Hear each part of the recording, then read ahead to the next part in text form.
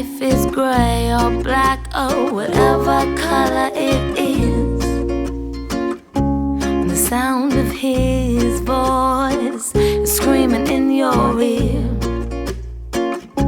Melts with the television, the noise disappears. You're letting him back in to break you once again. You're crawling in your skin, you're forgiving him. You hold it in and you're holding on for a little happiness, for a little happiness, for a little happiness.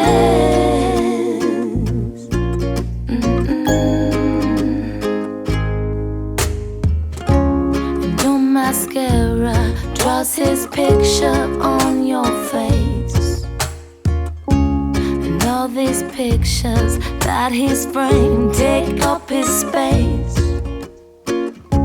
These awkward elevator moments of happiness just keep you open to the cycles of viciousness. And you're letting him back in to break it once again.